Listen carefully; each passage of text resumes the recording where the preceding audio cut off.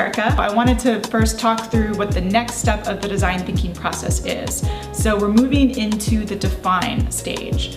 So for define, basically what you're doing is you've gone out into the field, you've captured all this data, you've gone and interviewed a lot of people, and you want to start to try to make that data visual, and then also start to find patterns and start to find themes. So the first thing we've done here is we reviewed all of our notes from interviewing, and we've written down key quotes and key pieces of information from each person on Post-its. So one quote, one key piece of information per Post-it, and just kind of posted it up underneath them so we can start to look at what are some patterns that we're starting to see. The next thing we did was we looked over the raw data that we captured, all of the quotes from each interview, and we tried to say, well, what were the key takeaways from each interview? So for Kamini, it seems like she sees a lot of barriers in terms of biking on campus, and it's very much that the environment is sort of out of her control. So it's things that she can't control, which makes her unable or not interested in biking on campus. For Michael, it was totally opposite. He was totally in control. He took ownership of everything. You know, I need to watch out for the people, I need to watch out for the cars. He definitely feels invincible. He's been hit by 2 cars and didn't seem that fazed by it. So Ozzy seemed all about empowerment. So he didn't start off as a biker or a cyclist, but his friends showed him. Now he's totally comfortable with it, and he loves biking, bikes everywhere. And he also has done a lot of skills sharing. So he's introduced other people to biking to DC, and he's introduced other people to renting a bike through the campus rental bike program. Anna, we saw this theme of like, she really wants to help the community. She wants to make it beautiful, get rid of all the abandoned bikes, but then she also is kind of like a catalyst. She wants to get everyone at least trying biking. Okay, so I think now it's time to just start to think about how are all of these 4 people connected. Okay, so let's explore a couple different themes. I think that might be an easy way to look at this information. You know what really stood out to me in Anna's interview was that she kept going back to community. It was all about community for Anna, and you know, part of that I think is because of her position, but I think she genuinely wants to have a biking community on campus. Right. And then, you know, you look at someone like Ozzy, who was introduced to it from his friend, and now he said he's referred 3 of his other friends to the bike shop. Right. And so this is someone who's maybe like a hub and spoke kind of network within the UMD community. Right. No, I think that's right on. And my hunch is that there's probably other people like Ozzy out there.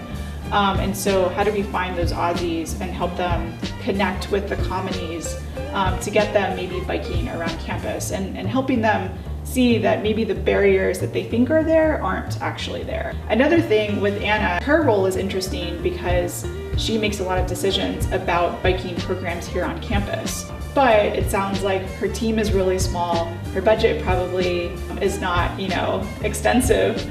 And so again, maybe that theme that you point out would be helpful to her. You know, how do you find all these Aussies and connect them with the Kamini's to help her do her job and her role and achieve her goal of being a catalyst and getting more and more people to bike. The other thing that kind of struck me was, you know, Anna said, oh, there's all these abandoned bikes, and oh, well, there's people like Ozzy, you know, looking for bikes. And so maybe there's something where like, before people abandon their bikes, why don't they find someone like Ozzy to like sell it to? There's something there with, again, that community. If I have a bike that I know I'm not gonna need anymore, or it just is too broken and I don't feel like fixing it, you can just go to that community and see if anyone wants it, basically. So I use a framework called I heard, I felt, I wonder. And for me, this was an easy way to process information from the interviews and look at it visually. So I start by writing down everything I heard during the interviews. So there was this feeling of anxiety, there was a little bit of empowerment, the sense of community, fearlessness, and then the things I felt about the interviews, where there are definitely emotional pulls associated with biking on campus. And I kind of felt that biking may be done alone on campus, but maybe in a group off campus. That was a hunch I had. So from those, I still have questions. You know, this is an iterative process, so not everything's gonna be answered right now. So I still wonder if how much of that on-campus biking translates to off-campus. How many of them end up biking to DC like Ozzy does?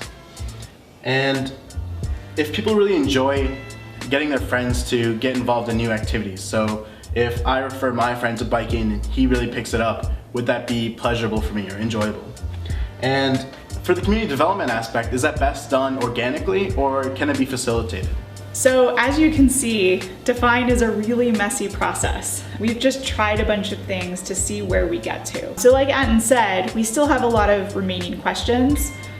We're gonna have a chance to go back out and talk to some more people later, but for now, we just wanna push forward. The next step of the process is gonna be starting to come up with potential solutions or new ideas, new things that we're gonna create for some of these opportunities that we're seeing. So in order to get ready for that, we wanna start to form some questions. So we like to form things called how might we questions. And again, these are gonna be some probes to help us come up with some really radical new opportunities and ideas. So for example, from the discussion and the reflection and the synthesis that we've been doing, we're thinking, well, maybe how might we connect these very disparate communities of on-campus bikers. So we had Ozzy's little community, we have Anna's community. So is there a way to kind of connect all those little communities to create a bigger one on campus? How might we lower the barriers for the communities of the world to get on a bike?